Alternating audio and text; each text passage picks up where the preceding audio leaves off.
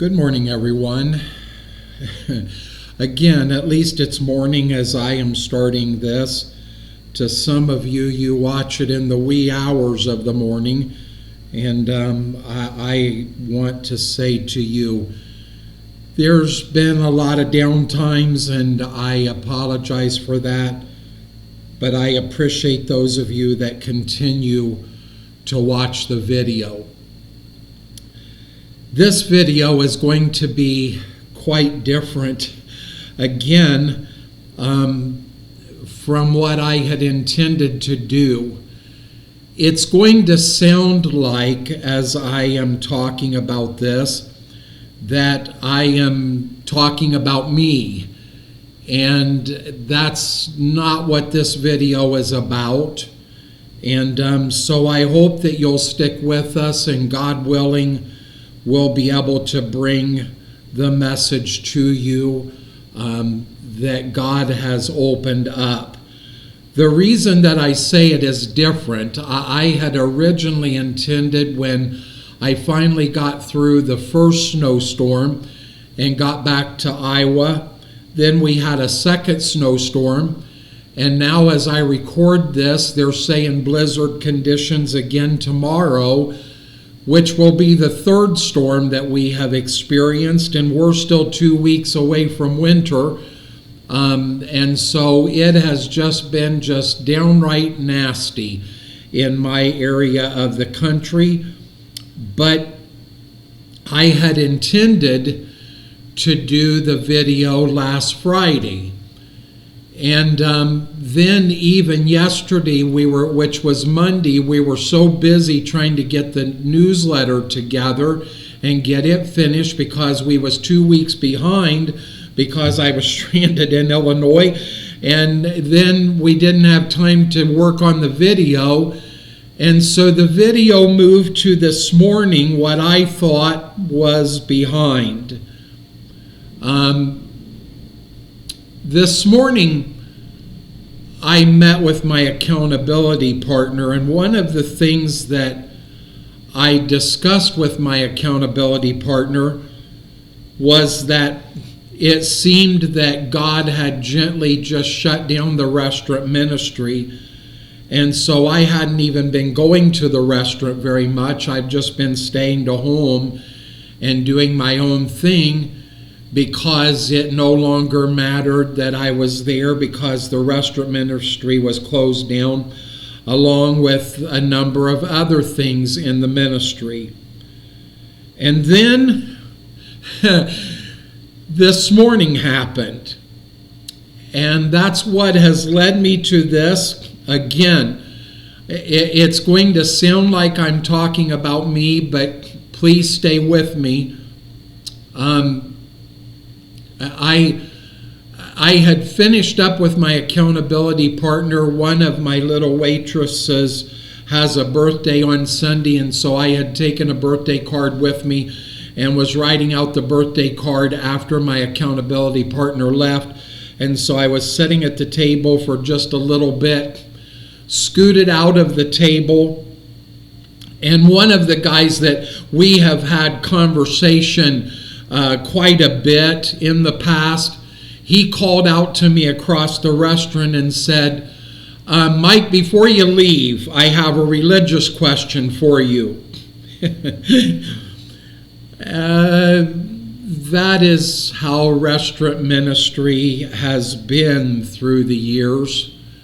Still one of the craziest things that I think that God ever called me to. I still shake my head when I talk about restaurant ministry. But that is how it has gone. Now watch as God shows this. I have been for a number of weeks, even months, have been a very broken vessel, not really knowing what it was that God was doing or where I'm heading, what's going to happen. I may be living in my car in the next few weeks with this insane winter before the winter that is going on. Again, stay with me. I'm not talking about myself.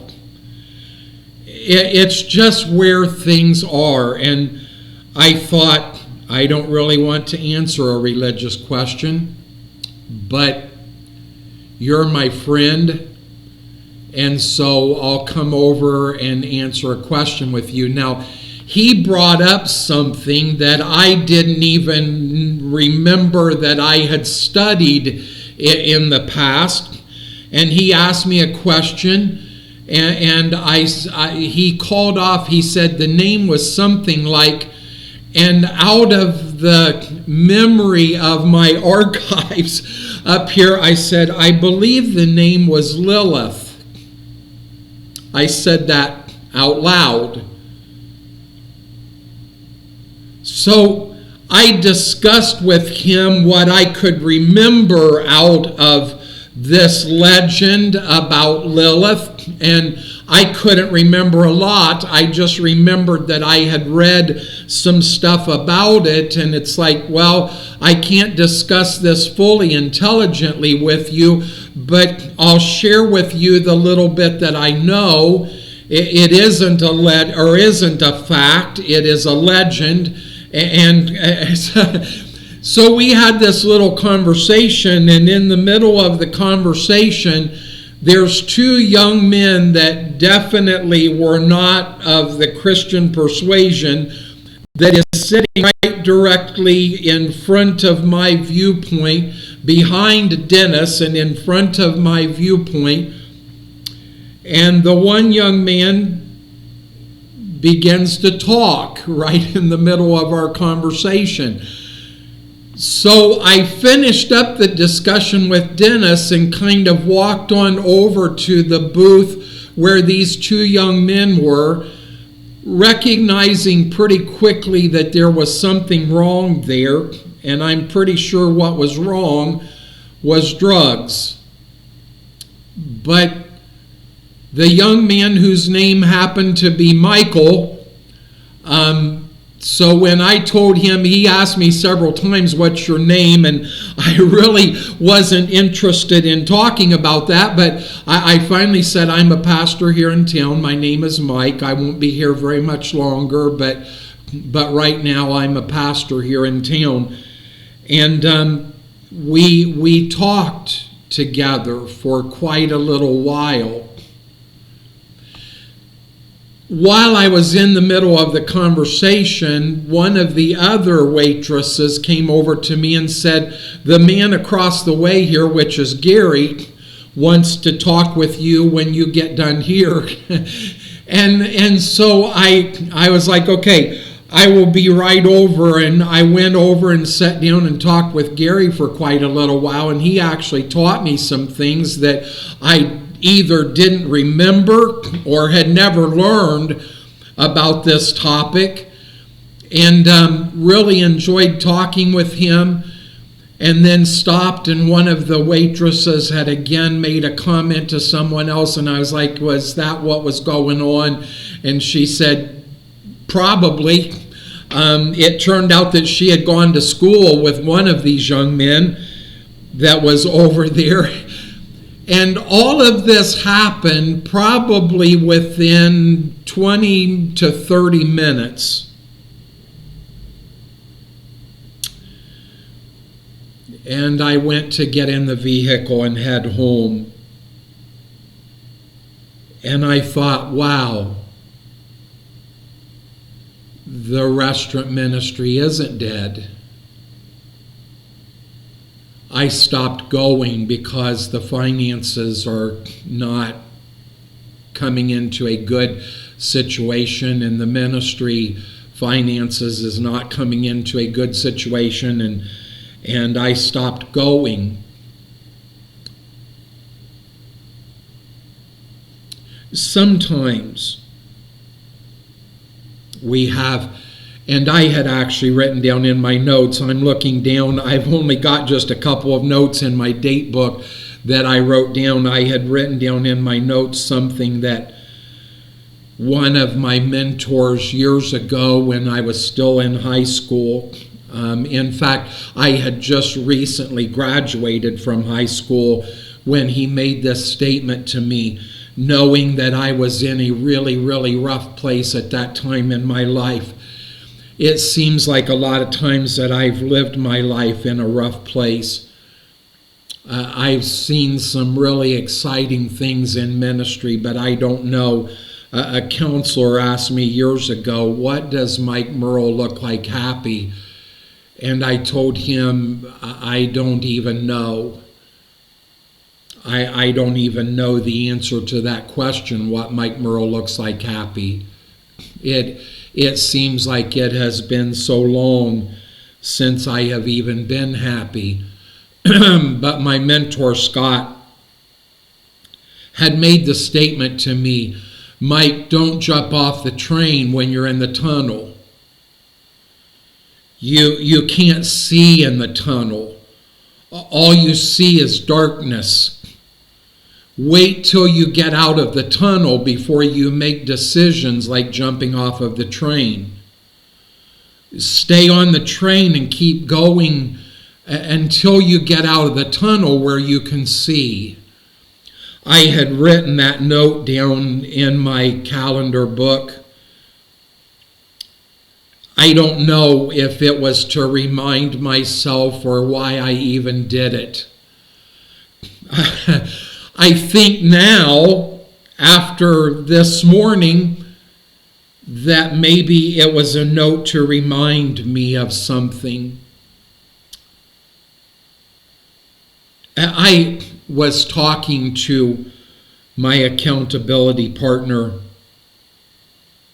and I was talking to him about the fact that God knew what he created us to be. Long before we were ever conceived in our mother's womb, he already knew the people that we were going to be. He knew the flaws that Mike Murrell would have in his way of looking at things. And yet, in all of his wisdom, in the unsearchable riches of his wisdom, in his phenomenal ways that are so far above my ways that I'm not even on the same playing field, not even in the same league as what he is in his thinking. Knowing everything about me and what I would be created to be, he chose me for the ministry. One of the ladies that have been going through struggles that I have talked about, struggles that people are going through, one of the ladies reminded me of a message, and I've actually talked about that part of the scripture numerous times in messages, that when Mephibosheth stood before King David, the greatest king, the most powerful man on the planet at that period of time, and Mephibosheth was lame because he had been dropped by his caretaker, and he was lame. And he says to David, the great king, why would you take notice of a dead dog like me? I've talked about that, and I've talked about the original experience. I had read it numerous times, but the original experience that impacted me so hard when I'm laying on the bed reading, and I read that, why would you take notice of such a dead dog as I? And my face went down into the pillow just weeping. It's like, God, that's how I feel when I stand before you. Why would you take notice of a dead dog such as I? The other day, I know it sounds like I'm jumping around because this just took shape. The other day, I was driving in the vehicle. My car is broken down, and so I'm driving in the Pathfinder right now, and that had a different CD, and had a CD by Casting Crowns. And they've got a song where they are talking about it is actually a vision. It isn't something that actually has happened yet, but it's taken from Revelation chapter 7 that is talking about this. And one day the bride, which is us, will stand in front of the bridegroom. And the song talks about everybody in the room was wondering what the bride would wear. What would the bride wear? I've done tons of weddings in my life. In fact, I once had the nomer given to me marrying Mike, because it seemed like everybody in town came to me to do their wedding. Even people that I didn't know, had ever heard of, came to me to do their wedding. I don't know why. I don't know why. But I did a lot of marriages, and I'll tell you, I've seen some marriages that I just wanted to stop in the middle of them and say, are you really sure that you want to get married? I mean, oh my word, the attitude that was on this couple standing in front of me getting married. And in the picture of what the song is talking about, it's like the bride is going to be coming into the room. The rapture. What will she wear? See, the tradition says that if the bride is still a virgin, she is to wear white. That is why you see most wedding dresses, most of them are made white. I've done a lot of weddings, folks, where I was pretty certain that bride wasn't a virgin. In fact, I've done weddings where their belly was sticking out. You know what I'm saying? Everybody in the room knows that the bride is not what she wishes that she was. As the groom sits upon the throne in all of his power, in all of his glory, in all of his righteousness, what will the bride wear when she comes into the room? Revelation 7, starting with verse 9. After this I beheld, and lo, a great multitude. Now, people like the Jehovah's Witnesses twist this, and they just totally misread it, because right before this, chapter 7 is laying out of the 12 tribes of Israel, 12,000 of each tribe, named by tribe, will be that select group of people that have been sealed by the Holy Spirit. The 144,000 is not church people and Christian people. It is Jewish people that come directly out of the tribes of Israel. And it lays out this 144,000. And then John continues, after this I beheld, and lo, a great multitude, which no man could number, of all nations and kindreds and people and tongues, stood before the throne and before the Lamb. The bride. It's the bride. It's Christians, folks. I hope that I'm one of them. This is what it's talking about. The Lamb, the King of Kings, the God of gods, the biggest groom that it will have ever been, is sitting on the throne. as the bride comes before him, clothed with white robes and palms in their hands.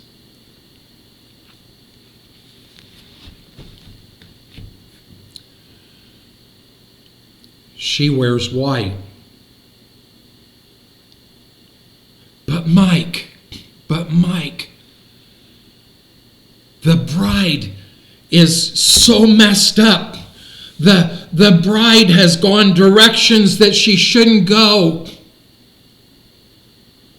This song by Casting Crowns talks about she stood in golden castles and she's crawled through beggars' dust. The dirt, the scum of the world.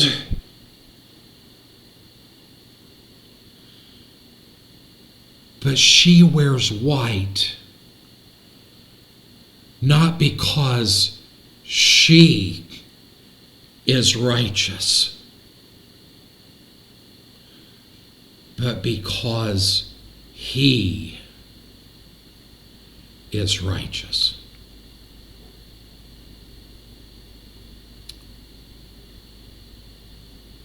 In brokenness, in a battlefield that I can't understand. And coming into the place of why all of this has happened. Months ago, I shared this on video. I've shared it in the newsletters. I've talked about it. When God point blank said to me, Mike, do you trust me? And I responded without question, of course I do, Lord. You have been so good to me. I've got so many things to thank you for. Of course I trust you. And the follow-up question stopped me in my tracks. Without question, I sat before this camera today knowing, and I've learned it in ways that have shaken where I am in my life. I did not trust him without question. Now, there is a little phrase there in chapter 7, what I just read to you, that you can miss if you're not careful. Even the song doesn't talk about it. She wears white robes showing purity. A bride that doesn't have purity in herself. But the Holy Spirit of God came to make us a bride without spot and without wrinkle. We stand righteous before our God, not because we are righteous. God knows I am not righteous. But I am because of him. And they are dressed in white. And what are they holding in their hands? Palms. You go all the way back into the Jewish history. Palm Sunday was not a one-time event. The palm was used. And we've got a message that talks about the palm and willow actually went together. It was a place of worship, and at the same time there was sorrow. And they wrote, and King David wrote in the Psalms about when they were in captivity, that they put their harps out upon the willow. But the bride isn't holding a willow in the other hand. The bride is holding a palm dressed in white, worshiping her groom. Why would God let me wear white? As a preacher, should I admit it? As a preacher, I have sat and thought to myself, hey, young lady, you shouldn't be wearing white.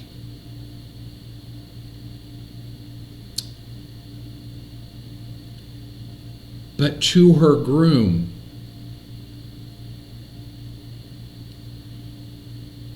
she wears white.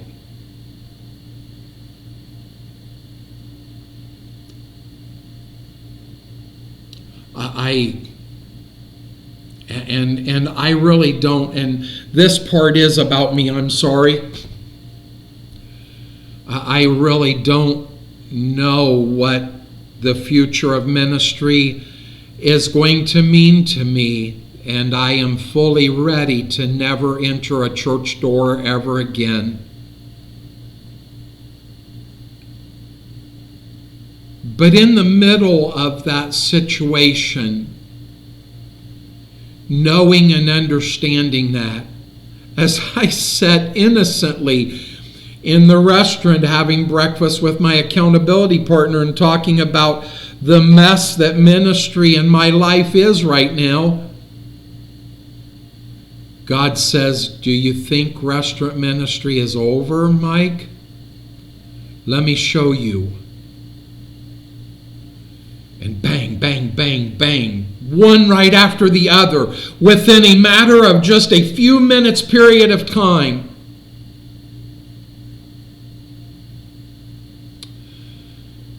From retired college professors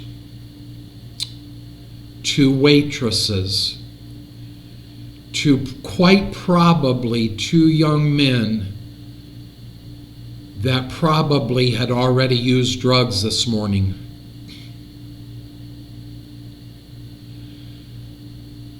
God sends you from table to table. Do you notice I've got my Jesus shirt on? I wore that this morning. I'm not sure why. It was a tough night last night. At 9:30, I was getting in the vehicle and heading to the store because I was having some serious problems, and I don't go out at 9:30 ever. I had already gone to bed and got up and got ready, and I got up this morning and put on my Jesus t-shirt. And God, my friends, I still can't answer for those of you that have been asking me. I still can't answer. Where is God in the middle of all these circumstances and situations? I don't know the answer to that, but let me tell you something from a surety. He has not deserted you or forsaken you, and He is not done with you. And with all your flaws and all your mistakes and all your shortcomings and all of the things that you do wrong and all the things that you think wrong and all the things that you've went wrong, because see, I'm pretty sure, and I didn't look at this, but I'm pretty sure that the robe that the Father put on the prodigal son, who still smelled like the pig pen. He wasn't cleaned up and fresh and nice and pretty. He still smelled like the pig pen. Am I justifying the unrighteousness? No. I'm just saying in ourselves, we are unrighteous. The robe that the Father put on the prodigal son was probably white.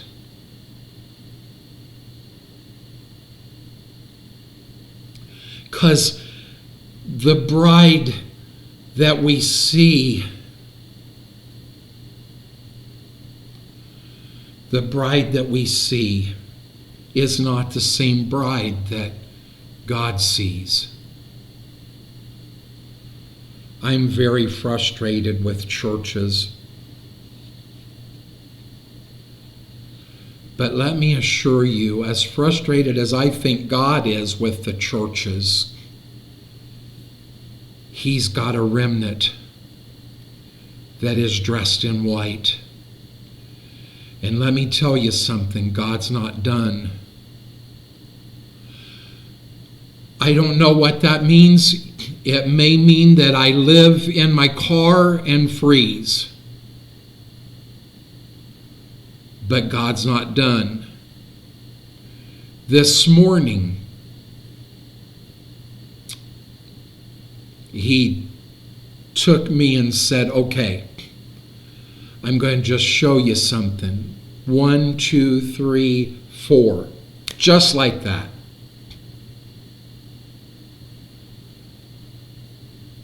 You think your ministry is done? And so I find myself in this, and I was reading in my devotions, and it's 1 Thessalonians 5:18, in all things give thanks. Do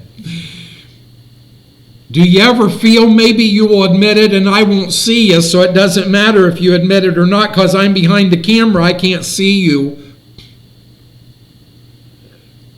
In some things, I don't want to give thanks.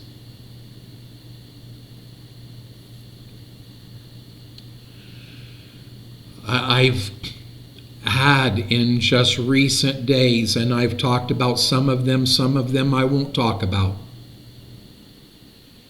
Just things that have ripped my heart to pieces.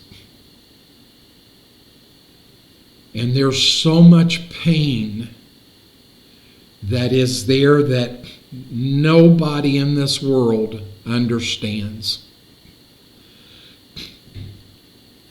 But I know, Job said, remember, I just quoted it to you just recently.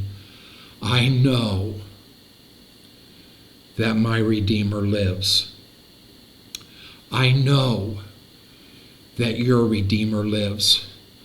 I may not understand what He's doing. I may not be able to give you any profound answers to what you are going through. I may just have to sit with you like I wish Job's friends had done, as I said, and just sit with him in sackcloth. I may just have to sit with you in sackcloth. And maybe we just have to weep together. And some people don't want to weep with me. They just want to rebuke me and correct me. Thank you to those of you that are willing to sit in sackcloth with me. This morning, in a period of 20 to 30 minutes, God took off the sackcloth from me and put the warrior sword in my hand.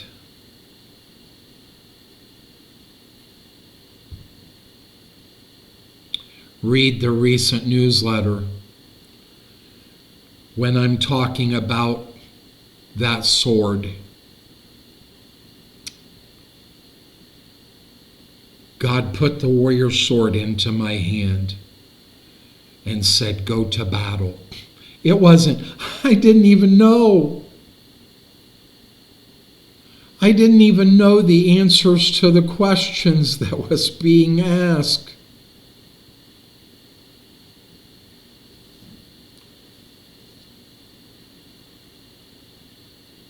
But I know Jesus. Do you know Jesus? My friends, here it goes as I close this video.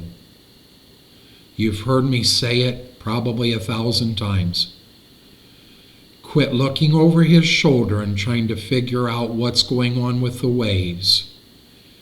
Get your nose in His back and do the only thing that He said to His disciples when He called them. He didn't explain himself. He didn't tell them what was going to happen. He didn't give them any information. He didn't say this is why or this is how or this is. He said, follow me. And that's the call. And we try to wrap it up into all of our theology and our understanding and our ideals, and he just says, follow me. Quit trying to figure it out, Mike. Just follow me.